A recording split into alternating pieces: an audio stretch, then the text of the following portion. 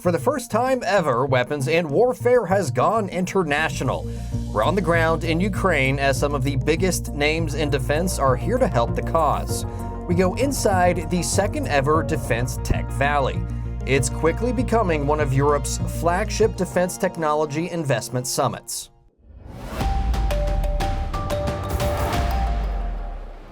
Hello and welcome to Weapons and Warfare, where our goal is to give you the information you need to have an informed conversation about the military and national defense with your friends, coworkers, significant others, really anybody. For Straight Arrow News, I'm your host, Ryan Robertson, and as you can tell, we're not in the studio. We're out on the road, actually on the other side of the Atlantic in Lviv, Ukraine. We're here to cover Brave One's Defense Tech Valley 2025 Summit and Exposition. For those who don't know, Brave One is an initiative by the Ukrainian government created to speed up the growth and use of cutting-edge defensive technologies. Think of it as a hub that brings together innovators, the military, and investors. And that's why it's the subject of this week's debrief. All right, folks, I'm joined now by Artem Rose, the head of investor relations for Brave One. Artem, thank you so much for joining us today. Yes, thank you for coming. So talk to me about this show. It's designed to get European, American investment into Ukrainian defense products. Exactly. So last year we had our first edition. We had people from around 30 countries, more than 1,500 people, and we saw a huge success of it. And the idea is exactly, we want to have more investors from Europe, from the United States, from other parts of the world to invest in Ukrainian technologies, to build together with Ukraine those technologies that are able to protect Ukraine and also their allies. This year we are doing the second edition, and it's actually, according to our knowledge, should be the biggest investment summit focused on defense tech in the world. We do have representatives of more than 50 countries. We do have thousands of people coming from the investor side, from company side, from startups to scale-ups, so a huge range of different opportunities. Let's talk about that huge range of defensive contractors. I see a lot of UAVs, a lot of UGVs. There's some drone interceptors. Is there anything in particular that you're wanting more investment into? Any kind of technology that Brave One really wants to see some investment? So for us, we don't focus on legacy solutions. We believe that our core value and strength is in technology. So we want to focus on new generation defense, let's say. We work a lot with unmanned systems on all domains, from air, ground, water, and underwater. We also focus a lot on artificial intelligence because our idea is that we want to move people away from the front line. We want to save their lives, and in order to make that, you need to make equipment smarter, and artificial intelligence is coming there. Also, electronic warfare systems and signal intelligence, that is actually another point that is critical, like fundamental, plus the communication systems to connect all the different platforms that are operating now on the front line. Earlier today, there was a press conference. There were several investment agreements that were announced. Can you kind of walk through some of those that have come out during the show? Yeah, absolutely. So we are trying to be this bridge as Brave One to connect these private investors with Ukrainian defense ecosystem because it's still quite close, and a lot of investors, especially international, they don't understand how does they get in. So what we do, we signed today agreements for more than $100 million of the investment into Ukrainian companies, in startups, in scale-ups, all the different kinds, from funds from Europe, also from the US, and also today there was the biggest investment round on Ukrainian defense tech announced, actually a company working on the swarming technology for drones, letting one operator control multiple drones at once. As they raised the Series A $16 million round from US investors. What does success look like for this conference, right? $100 million, right? That's biggest investment in defense tech that you mentioned. But I imagine that's not going to be where you want to stop, right? I mean, Russia has more than $100 million worth of weapons. So where do you gauge success? So we definitely don't measure success in terms of investment amount, because the impact that we want to create is on the battlefield. Those investments is extra resources that companies should have in addition to grants that we give as Brave One, in addition to contracts, but we need to do as much as we can to get resources from all the places, to invest them into the technologies, keep the technologies cutting edge, keep them always one step ahead of Russians, and then at some point we believe this technology will have global potential and those companies can become unicorns together with our partners. I want to pick up on that point, the global potential of so much of this tech, because American defense contractors, there was folks in the Department of War who just said, Ukraine is way ahead of us on drone technology. Talk about the role that Ukraine is playing to be the springboard of all kinds of defense technology for the future. Actually, that's a good point, because I just had a conversation with one US startup who will be pitching tomorrow at our event. They're doing visual navigation for drones, so essentially letting drones operate in GNSS-denied environment. And they were looking for the platform where they would put this module to let drones fly. In the US, they couldn't find a platform that is fitting them particular needs. Here, they found it in 2 hours. That is about the variety, about the ecosystem, and about getting it more mature. What else do we need to know about Brave One before I let you go? So Brave One, we are actually today uniting more than 2,000 companies. Just to understand the scale of this ecosystem, we have been the biggest governmental investor in the companies, providing the grants and giving us the first boost, and also decreasing the risk for investors that are coming today, because we as a government have already invested in those companies. We help them move away from the prototype or idea to something that is already working in the front line. So we invite investors from all the parts of the globe to come, to see the technologies, to know that they have been working indeed, not on decks or not on the pictures, but really on the front line, invest in them and become part of this success story, both from moral perspective, because we all want to protect democracies, but also commercially. These companies will become big and will become important globally. Absolutely. Thank you so much for joining us today, Thank Artem. you. Appreciate it. It's time to break up with mainstream media and try something new. At Straight Arrow News, we're bringing back trustworthy journalism. Bringing you news, not noise. Bringing you facts, not fluff. Bringing you clarity, not chaos. We are We are. We are Straight Arrow News, the news you've been looking for. For unbiased, straight facts, visit san.com. One of the main areas of investment that Ukraine is looking to get into is unmanned ground vehicles. And here to talk a little bit more about that is Anatoly Nikitin with VTAG Unmanned Ground Vehicles. Thank you so much for joining us today. Yeah, thank you very much, Ryan, to take interested from this. Yes, we are producing and designing the new step of the unground vehicle, the heavy unmanned ground vehicle in Ukraine, because as you can see here in the exhibition, everybody more focused on the smaller ones. But our main idea was to create the vehicle who can easily replace on a battlefield the human-operated APCs and the human-operated transportation devices, because the human is the quite more vulnerable than the iron. So we provide the platform. This is actually modular and quite unique one, because we can easily install it because of their. Some of them, some of our competition said that it's too big to be heated, but it's also quite armored itself, and it's also modular and quite flexible. You can easily place the assault module in there, or maybe the defensive one. But we are focusing on what we are not showing this, because it's for exhibition. Everybody excited about the big guns like in Texas, but we are more focusing on the logistic purposes, because the logistic now is the crucial one, is the crucial part. I am retired vet from the 3rd Assault Brigade, and in this January I was on the battlefield and provided all the military stuff.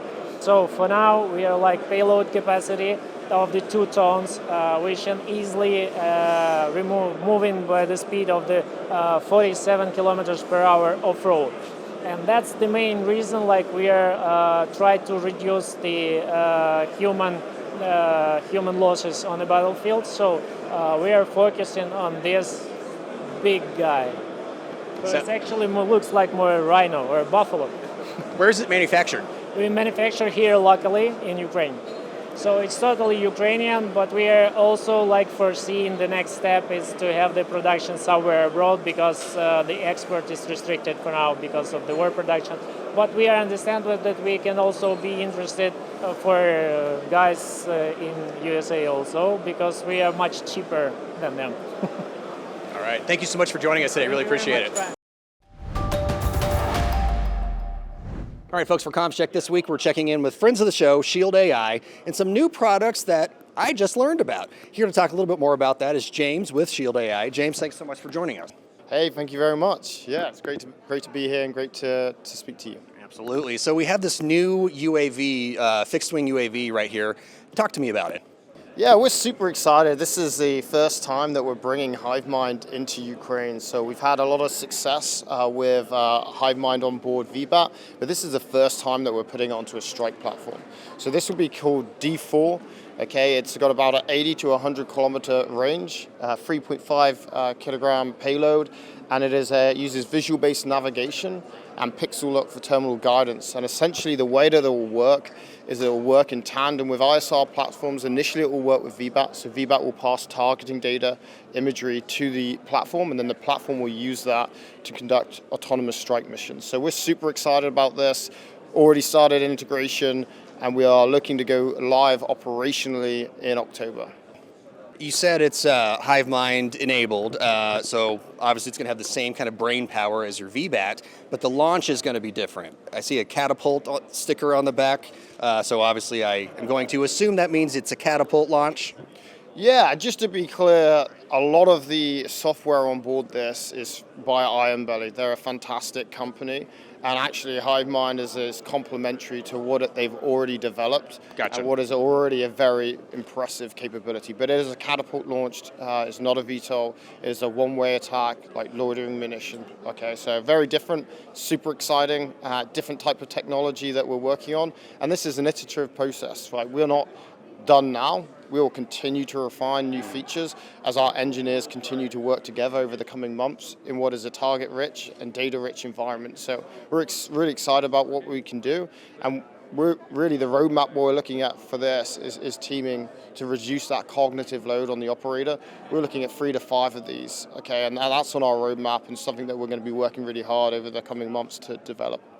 All right, I can't let you go without talking about VBAT, right? I mean, it's your bread and butter. So talk to me about, you said it's the first time you've brought HiveMind to Ukraine. Are we looking to kind of field these things here in Ukraine as well?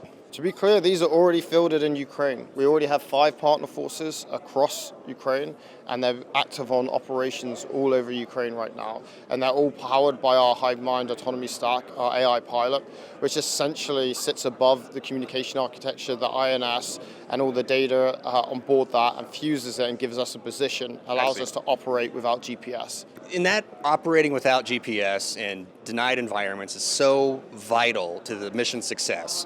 How does it work? I mean, how do you operate without GPS? You said vision tracking on the camera. I assume it's kind of the same sort of thing? No, so VBAT is fully operational, as I mentioned. So every single flight, and we've done over 200 so far, over 35 combat missions, none of those have had GPS. It's always disabled right from the start.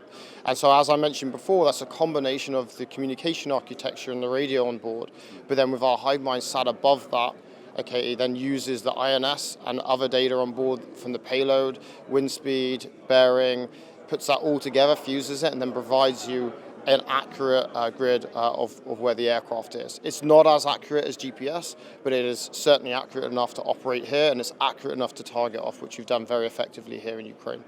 You bet. Might not be as accurate as GPS, but if there is no GPS, then it is more accurate than GPS, right? Absolutely, and just to be clear, GPS does not work here. So anyone that's flying here, it needs to be disabled as soon as you fly. Every single mission we've flown here has had 0 GPS. All right, James, thanks so much for joining us today. Really appreciate it. Thank you very much for your time. All opinions expressed in this segment are solely the opinions of the contributors. All right, folks, that's going to do it for us this week on Weapons and Warfare. But before we say our final goodbyes, I want to bring in senior producer Brett Baker for some final thoughts on the show. You know, Brett, one of the main things that you just really can't miss is just the sheer number of drones here of all different types. It's kind of like going to Lollapalooza of drones. You want wing drones? We got them. You want quadcopters? We got them. You want tiny drones? We got them. You want a drone as big as a smart car? They got them. It's definitely wild to see the assortment. Yeah. I think the one thing that all of these guys have kind of going against each other is that they are like a band trying to make that breakthrough, right? And trying to get that sale and be the one that gets picked up and goes on to be a partner with any of these countries. It is a cornucopia of drones here, to be sure. You can find one, I am sure, that will do whatever you need it to do. Right. And something you just kind of mentioned there, and another main topic, is just all the foreign investment that's been announced and taking place. Tens of millions of dollars from the European Union, where investments were announced this week, and it's because they want to help Ukraine defend against the illegal invasion from Russia, but also they want to learn from Ukraine. Ukraine is kind of at the forefront of so much technology right now and so many advancements in battlefield tech. The rest of the world kind of needs to learn those lessons. And I think they understand too that an investment in Ukraine right now is also an investment in your defense for the future. 100%. Because they're going to be developing weapons and practices and standards here that are going to be used for years to come. And if you're not on board with that, if you're not helping facilitate that, what are you doing? Right. So I think the investment aspect of all of this is unique and very important. Yeah, we heard several times on the talks, if you're not testing in Ukraine, what are you doing? Right? If you don't have your weapon systems functioning in Ukraine right now, then you don't really know if they're going to work when the crap hits the fan. All right, I'm going to steal the last one, Ryan. Okay. You had a pretty cool moment yesterday. I think it's a cool moment not only for our show, but for Straight Arrow News. You were asked to moderate a panel on Test Ukraine, a story that you've written on before. Joining us to moderate the conversation is Ryan Robertson, a reporter and anchor for Straight Arrow News who has covered this initiative before. What was that experience like? It was incredible. You're on stage with some of the top decision makers from Ukraine. You're on the stage with a Ukrainian defender who is testing a lot of these new, prototype vehicles and prototype weapons. Just kind of gave me a little bit different perspective, I guess. But it's also great for the show. And it's great that they wanted me to do it because of our reporting, just kind of a little feather in the cap. Well, I was proud of you watching you up there. You did a great job and represented all of us in style, for sure. Well, that's what I'm trying to do, Brett. Represent all of us in style. So, all right, folks, that's going to just about do it for us this week on Weapons in Warfare. As always, if you like what you saw and or heard, please like and subscribe to our social media feeds and download the Straight Arrow News app today. As for what's next, after we leave Lviv, we are hopping on a jet going straight to DC for the AFA's Airspace and Cyber Conference. So when I say we have a lot of content coming your way, folks, trust me, it's true. Download the app today so you can stay up to date with all of the latest. In the meantime, for senior producer Brett Baker, video editor Brian Spencer, graphics artist Dakota Patillo, and photographer Sam Beatty, I'm Ryan Robertson with Straight Arrow News, signing off.